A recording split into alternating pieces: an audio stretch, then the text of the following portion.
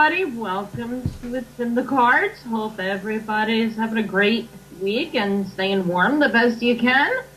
It's in most states. It's actually colder than Alaska, they said the other day. In most of the U.S., Alaska's actually warmer, and I believe it from what I've been hearing everywhere. I do want to say something and clarify one thing quick from last week's show and the Lenormand cartomancy. And you lost your camera, Misha. that is that as you saw, for those that saw the show last week, I had opened up the set and the deck live, looking at it for basically the first time because I hadn't had time to fully go through it. And what's going on with the camera? Yeah, we lost your camera, Misha. Why is it turning on and off? No clue. Anyway, I had said there was some sort of a discrepancy, an error with the man and the woman card. Actually, I was able to take a better look at it, look into things after the show had ended, and it's an extra set in there of the man and the woman card, and they gave them the reverse number. So I just wanted to clarify that from last week.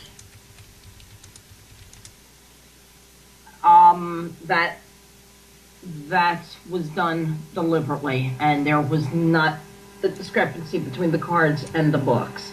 But anyway, I want to get on with tonight's show because our guest is so wonderful. I believe it's the third time that she's joining me because we just keep running out of time each time she's on for the different topics that we want to keep discussing and get into with everybody. Reverend Cindy Lee is on this evening joining me tonight again. Hello. Hi, how are you? I'm doing good. We're going to be discussing this evening the other side and past lives. There we go. I think I'm back. Yep. Okay, I'm not sure what was going on. I kept the X wouldn't go off the video to undo it. Kept going off and going back on. Okay.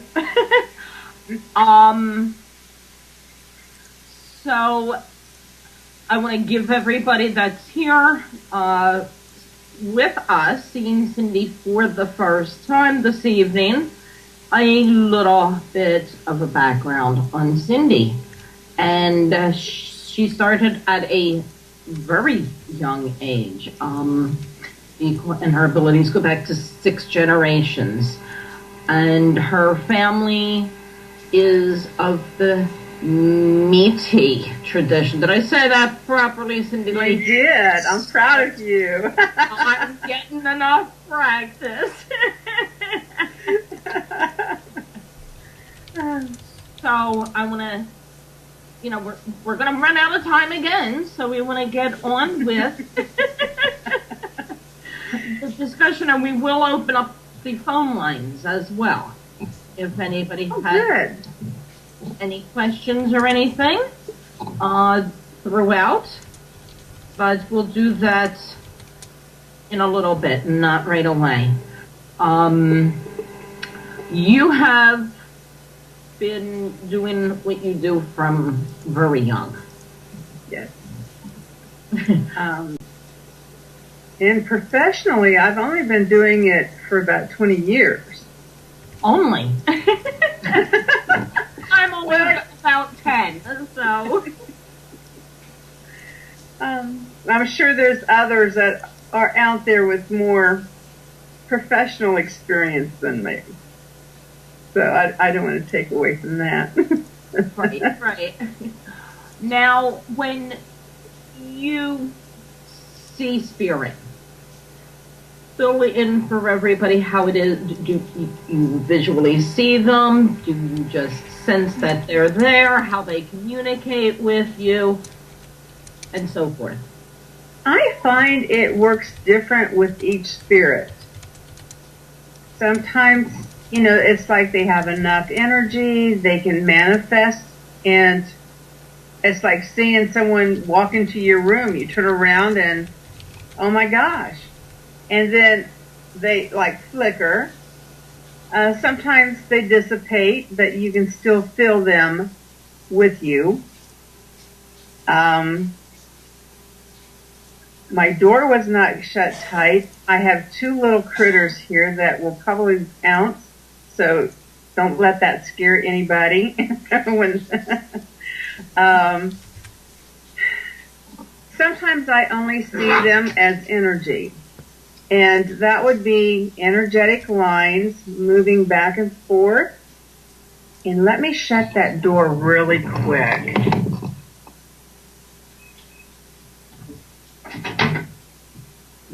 Not that I don't love my little four-leggeds, but they can be a handful.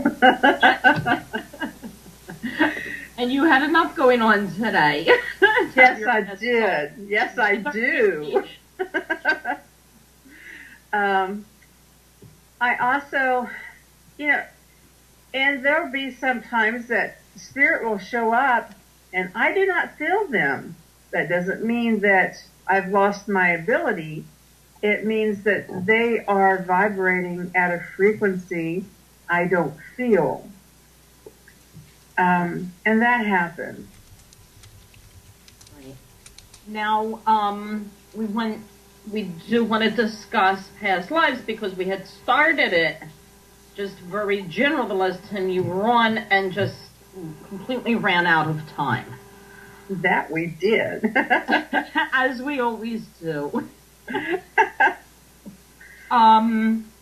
With past lives, I guess the first thing people are always wanting to know, and the answers vary depending on who does it, and I guess, each individual's abilities. Some believe that the only way to determine a past life is for the person to actually be hypnotized, go under, and experience it themselves. Others say that, it's fine for the psychic that has the capabilities of doing that to do it and experience it for the person. Some say it can eat because that's, if it gets done that way, it can be done even long distance. What is your take on how that works for you? I think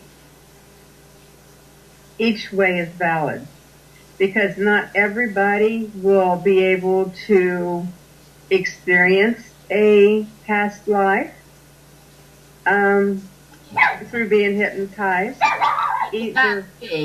Cindy, would that be because some people just can't? They have a fear. Hypnotized? No, I believe you can be hypnotized. I mean, you can get so engrossed in a TV show that is being hypnotized. Right. I always wondered if I'd be able to because I can't even meditate. So whenever I attempt to, I'm concentrating on, I know I can't do this. So if I was going to you or anybody, I think the whole time I'd be thinking, I can't do this. They can't hypnotize. Because my head doesn't calm down.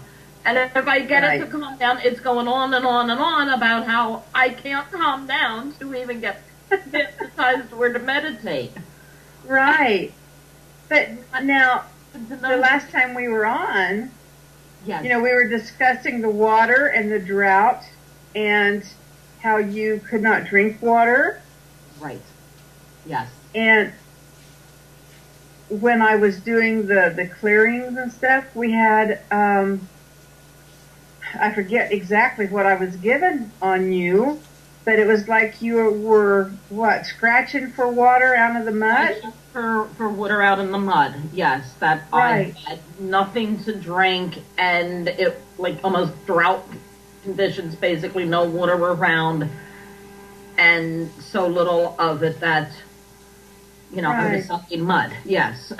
Now, now we did a little bit of energy work on you. Did you notice you being able to drink more water? Did actually, and actually, it wasn't even consciously on my mind, our discussion, because I had it went and got forgotten actually. I wasn't even focused on it, so it had nothing to do with the fact that some people that want to debunk us and things like that will say, well, that was on her mind, so now she's able to drink. I hadn't even given it a thought since you were on 3 weeks ago. Right. But I have been, not a whole lot like you're supposed to, but I have been drinking water. You probably have, like that onion, more layers to come off. Right. So, yeah. Now, when you pick that up, how did you pick that up? Did you just have the vision? Right. Scrambling in the dry ground, trying to drink? Was it told to you? How did it come through for you? Well, I have a guide that will tap my energy. Okay. If he was in this world, he'd be tapping my arm. But he says, and then he would drop in the picture. And then at first he showed me, what did he show me at first? It was like a still shot, and then he like wound the music box up, and then I had like a short little video of what you were doing. Okay. But I only get very small clips. Right. Then either your guide comes forward with information, or the clip is the only thing I get, one or the other. Okay, So. one or the other. Mm-hmm. So if you're getting the visual, you get the visual, and you're not hearing any info then. Right. Okay. Now, what really was exciting was when my two youngest daughters were born. Yes, They came in Did you hear and that? they introduced themselves to my mother before they arrived. My oldest daughter is my great-grandmother, and I knew her before she passed.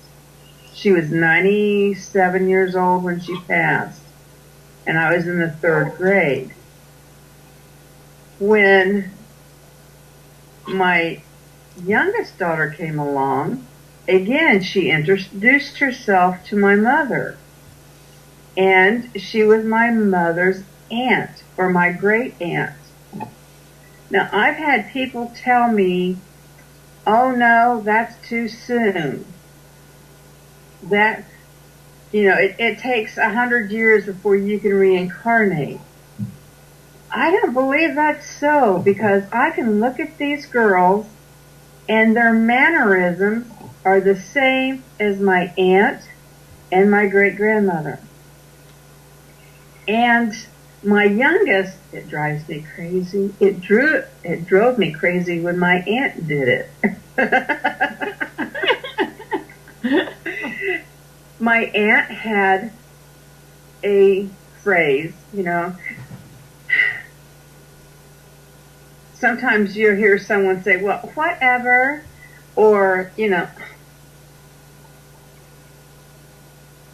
so what, some kind of little catchphrase. Right. My aunt was what not. What not? whatnot. Now, what is a whatnot?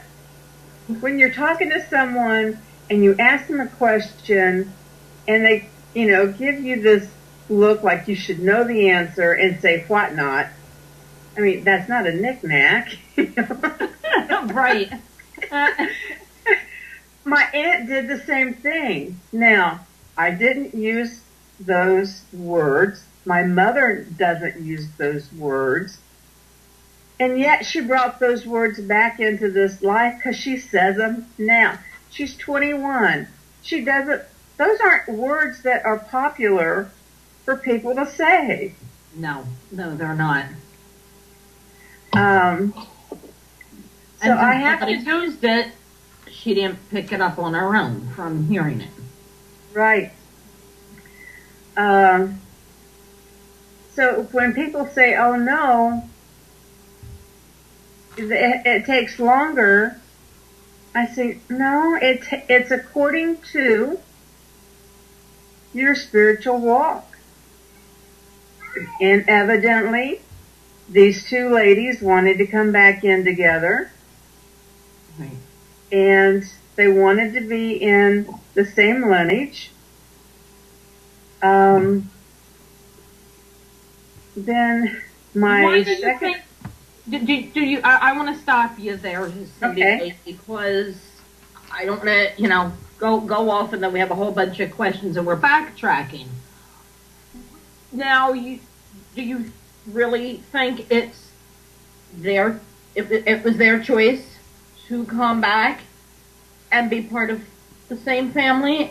Yes. Or do you, because I know, the belief is that you keep reincarnating over and over again until you reach your highest level spiritually. And that's some believe that is also a determining factor as to how soon you come back. Well, my Métis tradition, which is Native American, and Métis is a mixed blood, which means I have in my teachings and upbringing is Cherokee, Choctaw, Chickasaw, Seminole, and some French, and very little Irish. Very little Irish.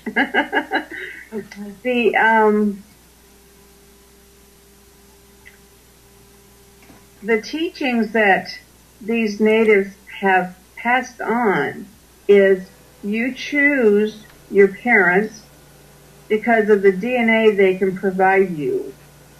You know whether or not you're going to be in an abusive situation, and that might be one of your lessons to learn how to get out of that situation.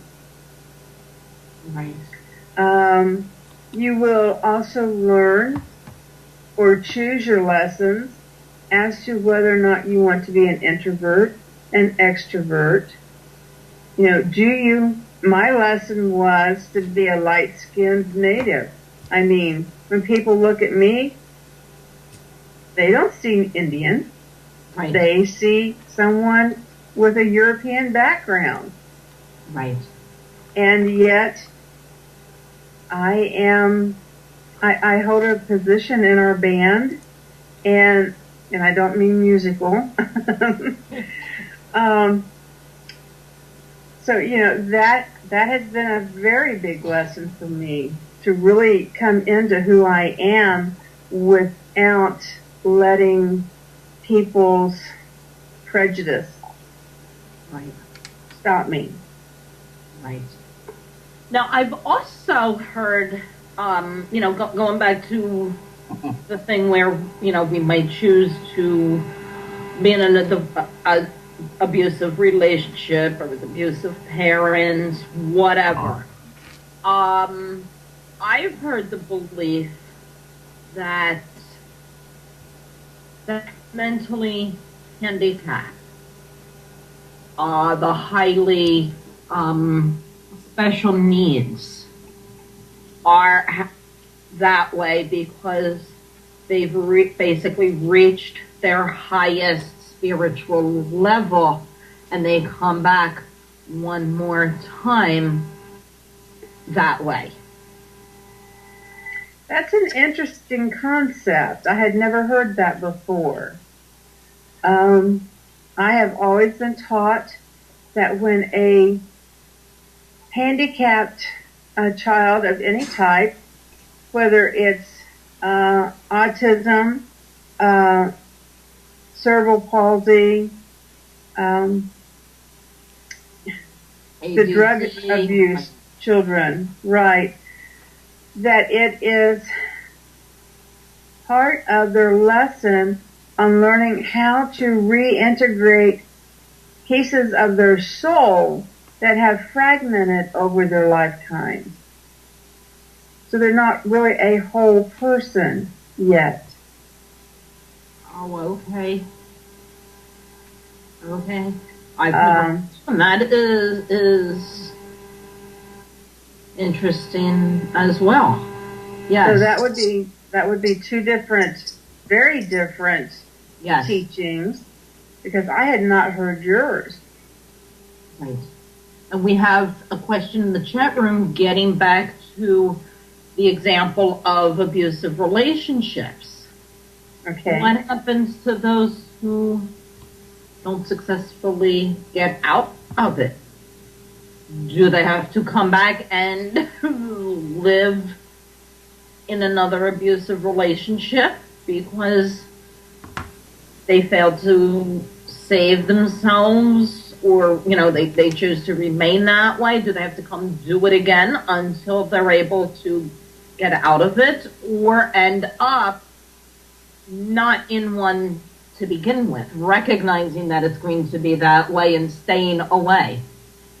I don't really have an answer for that, because if their lesson is to come back and survive their abuse and maintain that pattern throughout their life, is that because of karma? Right. I mean, maybe they abused somebody else. That's what I was going to suggest. It could be a simple matter of, in a past life, they were the abuser. That's right. There, at that point, and I do believe, if it is that life lesson, you know, the karmic life lesson, right, then their lesson is to learn forgiveness of themselves for the abuse that they have dished out, the abuse in this life, or their abuser, forgiving their abuser in this life, you know, forgiving themselves, which you might say, well, why should they forgive themselves? You know, they're the ones being abused. But they chose it, and then they continued to allow it. Now, as a child, it is my experience only, and I don't mean to diminish it on anybody's part, that as a child, they unconditionally love that parent, even though that parent abuses them. right. So if they don't make it through their childhood and end up passing over during their childhood due to this abuse, which, you know, makes me sick to my stomach to think of something like that, they learnt the part of being able to love even while being abused. Now, as you grow older, then you start seeing how other people live and realize, oh, this isn't right. This isn't the norm. Right. Right. I don't want anybody else knowing that this happens to me. So that is when your lesson shifts, and it's up to you to learn to grow out of it and not be an abuser. Continue to love and forgive. Definitely don't forget, but to love and forgive. I think those are life lessons that are chosen to help you progress on your spiritual path. Right. The reason you might choose this lifetime. See, you're psychic. Right when you were saying that, somebody in the chat room typed out that question. Why would somebody intentionally place themselves in that position? Because they were the abuser in another lifetime. And so now they have to karmically learn what it was like to be the abusee instead of abuser. So do you, from that concept, Cindy Lane, do you feel everybody that's in being abused, all of them at one time were the abuser?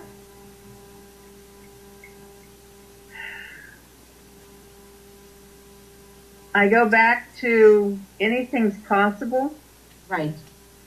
And I don't mean that as a cop-out. I'm finding that 99% of the people, when I see their past lives, they were the abuser. Right. Okay. Very seldom, bless you.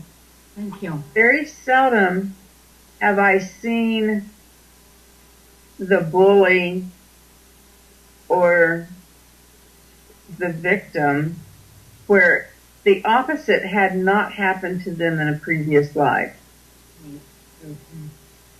And it's not necessarily a situation where, we'll just use you and I as the example.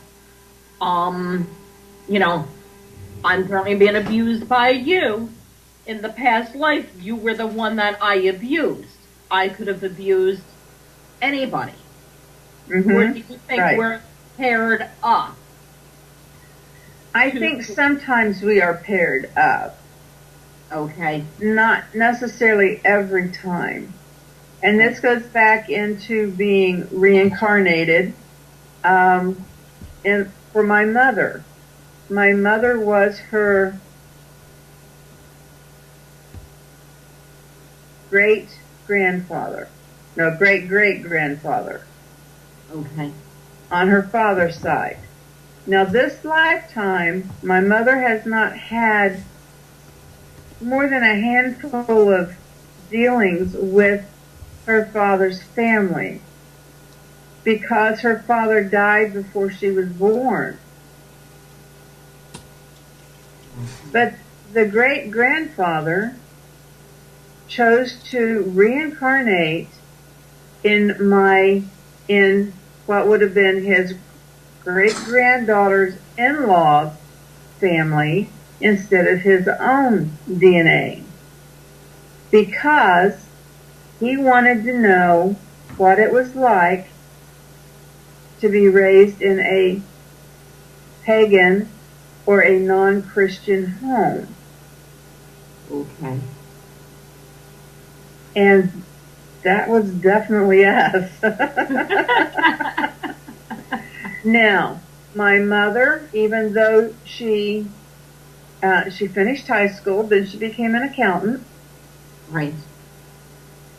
She knows her herbs. She knows her homeopathics, which is a vibrational medicine. She knows how things work in the body, and oftentimes does not know how she knows it. Just does. Right. Right. She probably could have gone to medical school and whizzed through it for for a GP, or even a naturopath, but she didn't. Now,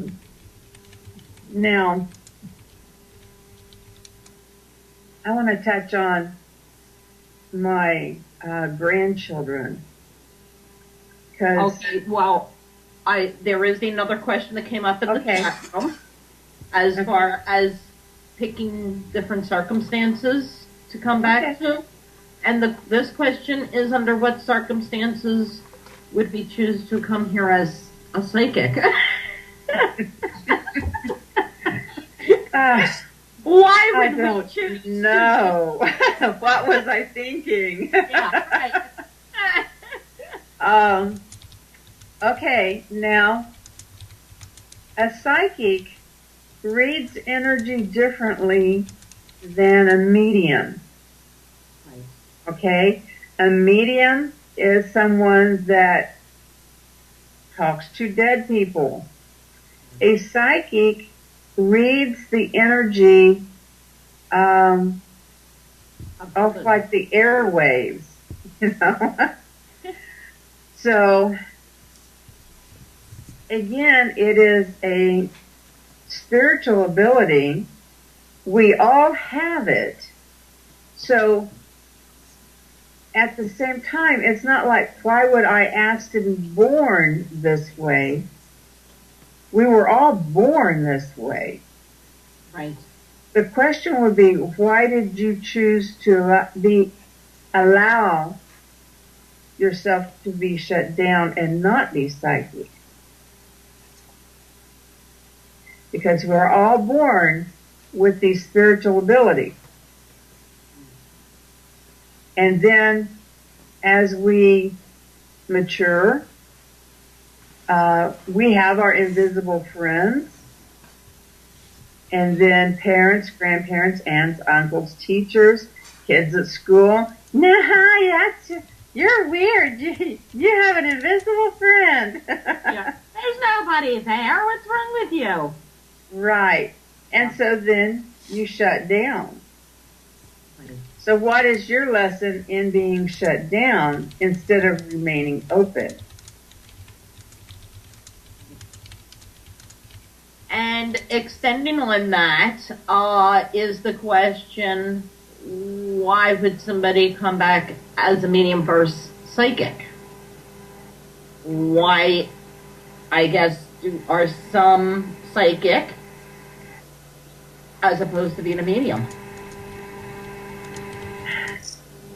I think the psychic is a medium, and a medium is a psychic. I think they go hand in hand. With myself, I think my belief, I'm sorry, is every medium's a psychic, not every psychic's a medium. But the psychic can develop the mediumship, or, it starts happening, or it's happening all along for some, and they don't realize it's coming through as a mediumship.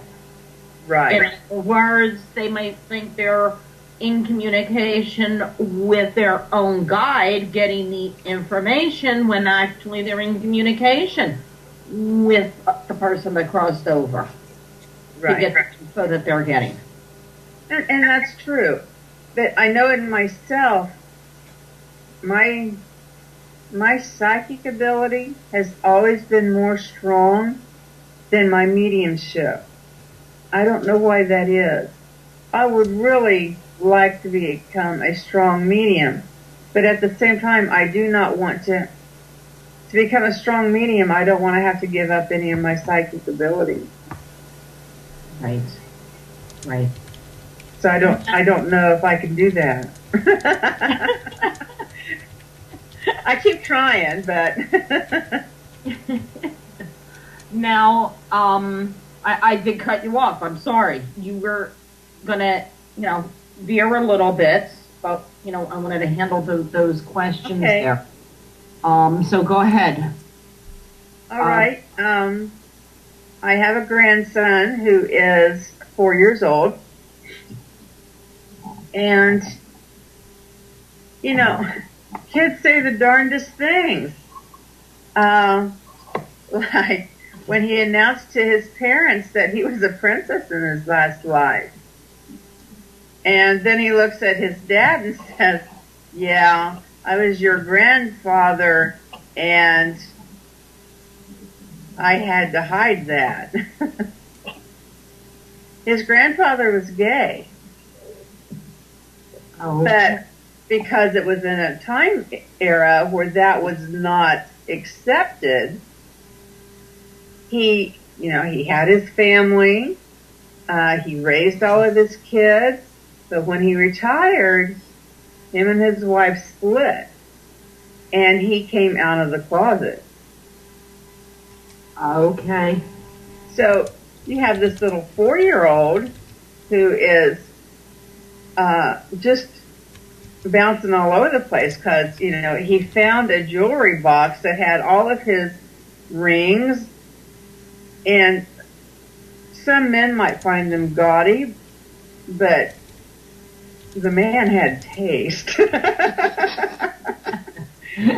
I wouldn't mind having some of those rings, at least the settings in them. And so he knows at 4 who he was. And he makes references to who he was. Why did he come in so quickly after passing? Number 1, he knew that coming into Scott's family, instead of the 2 sisters, he was going to get my daughter as a mother who was going to allow him to be whoever he wanted to be. In the native world, we call that meho, meaning that you do things a little different. And that's okay. Not that we encourage it, but we accept it because we know that that's the way you're born. Right. That's not a choice. You can't, wake up and decide one day, I'm going to be this way. And then when my grandmother raised me because my mom was 16 when she got married. So basically my grandmother lived next door to keep an eye on my mom and dad as they began their families, that keeping everything kind of close knit. Right. My grandmother died at the age of 94, and that was back in 2009.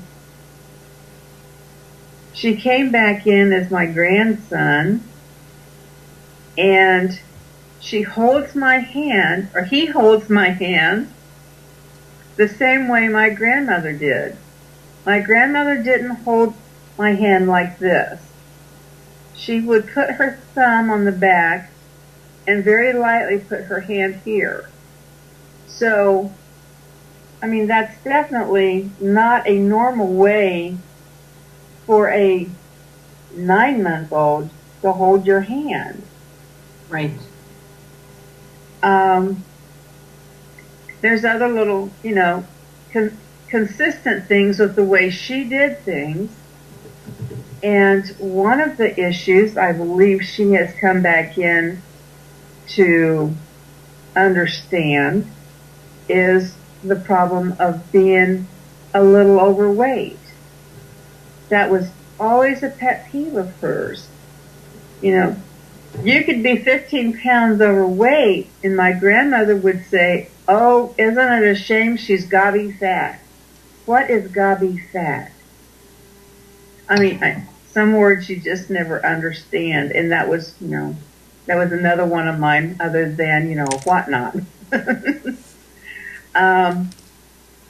He, at 9 months, is a chunky little boy. So this might be something that he has come in. Now, the other reason I believe my grandmother chose that particular daughter, my grandmother in her heyday was a partier. She was very rowdy. My daughter is a partier. She can get very rowdy. Right. I believe my grandmother knew that that's the house she wanted to be born into. Okay. So, we can see different traits that are carried from one incarnation to the next. Right. In years past, we could not, because it was taking us longer to make that spiritual journey. And now as time speeds up, evidently it's speeding up on the other side too. Because we're coming back in relatively short time periods. And the generations that are here on Earth, they see you leave, they see you return, and you have the same mannerisms. Not all the same, but quite a bit. Right. We had a question going back to why we would choose to come back a certain way. I know what my feeling of this one is. The question was, why would one choose to come back as a transgender? I would think maybe because there was some sort of opposite sex issues. Maybe they were, male chauvinists. They'd have to come back. But then that would be why maybe they're female in this life instead of male. When they were males, all the rest of the time they need to come back as a female. So why would one end up choosing to be a transgender? Mm-hmm. Again, I believe that falls under what, as a native, we would call being a meho. It is not that you were a choice. It's not a choice. It is how you are. You may be a male and feel very feminine and very pretty. And let me tell you, those transgender people, they can pull an outfit together. They match. I mean, they make some of us who really look sad when we go out. I know a gentleman who's a transgender, and every time I see him, his lipstick, his nail polish, his purse, and his shoes are all the same color. His clothes are all in the same hues. But I mean, there's no way I would take that much time to pull it all together. Right. I mean, I just look at, how he pulls it together, and it's like, I wouldn't take that much time. I don't know many people that would. But the transgender people do. Yes, they do. They really do. Very meticulous. They are. And why? I don't have an answer on why, but I tell you what, I believe they all have just a tad bit of OCD when it comes to fashion. Extending on to the same question. Okay. Having style is just one component of it, but there's people That's true. with it that outright suffer. Yes. That they are in the wrong body. Yes. Why do that on purpose and choose to go through that's upset, that feeling as if something's wrong. You know, some people commit suicide over it. Yeah, they do. And in this day and age, some people have sex changes so that, you know, they can feel who they really are. I don't have a truthful answer. I can only give you my opinion. Uh-huh. And I'm concerned about my youngest grandson because he was a female in his last few lifetimes. He came back very quickly into a male body. I'm wondering, you know, and time will tell. And, you know, maybe if you ask me in another 40 years, I'll have the answer. Or at least, you know, can tell you, you know, how it worked here. But I often wonder if it's because they had so many lifetimes as the other gender that when they chose the opposite gender, they didn't have enough time between lifetimes to adjust. Right, right. Okay. I know years ago I had been told by somebody that my main past lives was male. Whether that's true, I don't know. But I thought, well, I don't know if it would be the main past lives or the most recent one prior to now. But maybe it explains why, you know, I'm never a girly girl. I was, you know, a tomboy. I can't stand wearing skirts and dresses. I don't even really own any. An opinion or thoughts on that? You know, I think that could very well be. You've adjusted to having the female body, but not a girly girl. You know, you still have and you have the confidence not to be a girly girl. You can be a tomboy and yet be feminine. Right. Right. Mm-hmm. Now, myself, I know my past 2 lifetimes I was a female, but this lifetime I was very tomboyish, and I often tease my mother about being raised by 2 fathers. Right. Because my mom always helped my dad do whatever he did on the farm. And she did not have a talent for cooking. She did not have, you know, she didn't wear makeup. You know, she didn't style her hair. She pulled it back in a ponytail or, you know, whatever.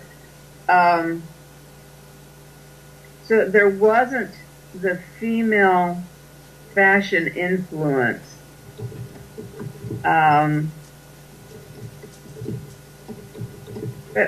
So I don't know because, you know, is yours because you had 9 past male lives?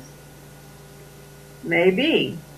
But my last 2 were feminine, and yet here I am a tomboy also. Right. Right. Because of the way I was raised. Well, we're doing it again. We are running out of time again.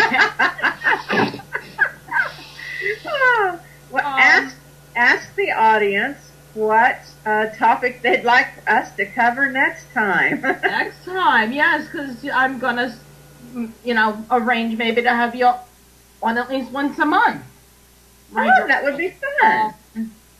But, you know, reincarnation is always fascinating for everybody, and I don't have it on here that often.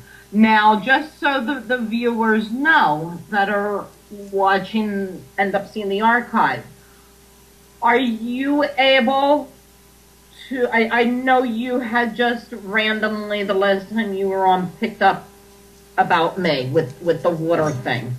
Um, and if somebody tuned in late, you'll have to watch the archive and get the explanation for what I'm talking about at the beginning of the show. I don't have time to go over it again. Um, are they able to come get a hold of you to find out what their past life was, or is that like your mediumship thing where it randomly comes, or they have to be in person with you and can't do it over the phone? How's that work for you? Usually I get past life when I'm doing a healing on someone. Okay. So if they come in for energy work, that type of stuff, or if they come in and specifically say, I want to know why I have this quirk, whatever the quirk may be. Sometimes I can tap into it that way, but they have to ask specifically for it. Otherwise, it's like my guides don't know what they're supposed to be sifting through the archives looking for in your energy until you put it out into the ethers. But I can be reached at provenpsychics.com Tuesday, Wednesday, and Thursday, 8 a.m. to noon. And you can hit and miss getting a hold of me at stars, that's with a Z, STARZ, psychics.com. I do readings both places. And if I don't do phone readings often, but you can, if you want to email me and ask for a phone reading, I can arrange it. The email is Cindy Lee at REV, CindyLee.com. And you can get a hold of me, send me emails for whatever topic you would like to have Cindy and I discuss the next time she returns so that we can get that going at Terror by Misha at AOL.com. And you can find me on Facebook. You can get a hold of me that way, Terror by Misha. It's in the cards, also has a Facebook page. And you can get a hold of me that way because Cindy Lee will schedule to return again. And you are so much fun and so informative. Thank you. What I enjoy is we have two different views and we're allowed to share it at the same time. Exactly. I like that. The different views on the handicapped. And I had never heard that. That's interesting. And I had never heard yours. Well, thank you so much for joining me tonight again. Thank you. And we will see about setting up for you to come back on again when your schedule's free. And everybody have a fantastic week. Next week's February, so Valentine's shows will be coming up. Yeah.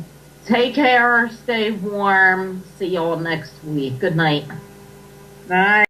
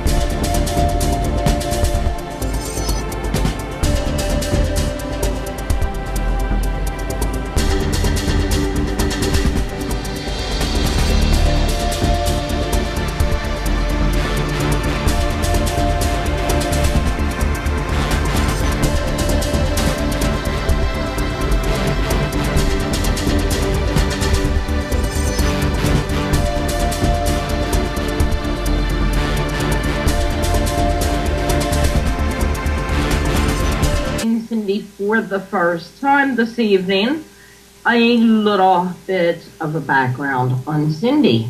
And she started at a very young age, and her abilities go back to 6 generations. And her family is of the meaty tradition. Did I say that properly, Cindy? You did. I'm proud of you. I'm getting enough practice. So I want to, we're going to run out of time again, so we want to get on with the discussion, and we will open up the phone lines as well. If anybody has any questions or anything throughout, but we'll do that in a little bit, not right away. You have been doing what you do from very young. Yes. And professionally, I've only been doing it for about 20 years. Only.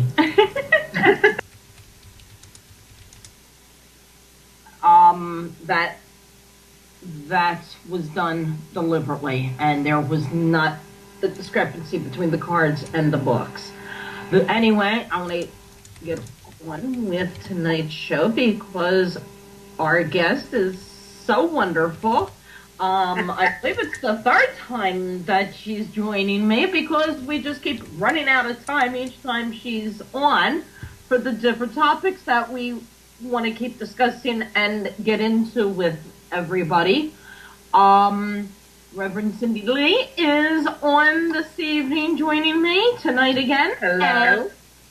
Hi, how are you? I'm doing good. We're going to be discussing this evening the other side and past lives. There we go. I think I'm back. Yep. Okay, I'm not sure what was going on.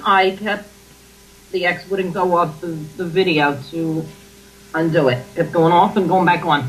Okay. So I want to give everybody that's here with us quick from last week's show and the Lenormand cartomancy. And You lost your camera, Misha. that is that as you saw, for those that saw the show last week, I had opened up the set and the deck live, looking at it for basically the first time because I hadn't had time to fully go through it. And what's going on with the camera? Yeah, we lost your camera, Misha. Why is it turning on and off? No clue. Anyway, I had said there was some sort of a discrepancy, an error with the man and the woman card.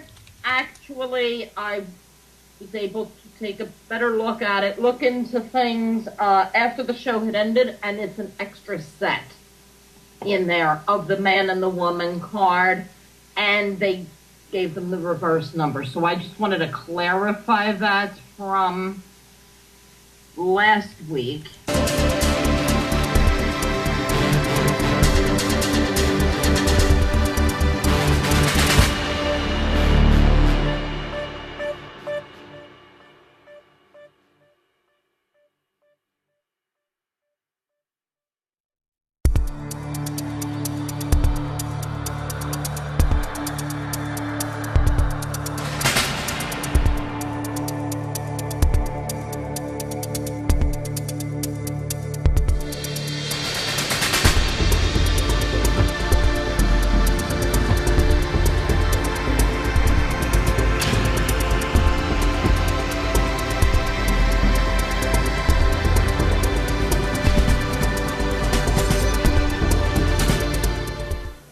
Everybody, welcome to It's in the Cards. Hope everybody's having a great week and staying warm the best you can. It's in most states. It's actually colder than Alaska. They said the other day. In most of the U.S., Alaska's actually warmer, and I believe it from what I've been hearing everywhere. I do want to say something and clarify one thing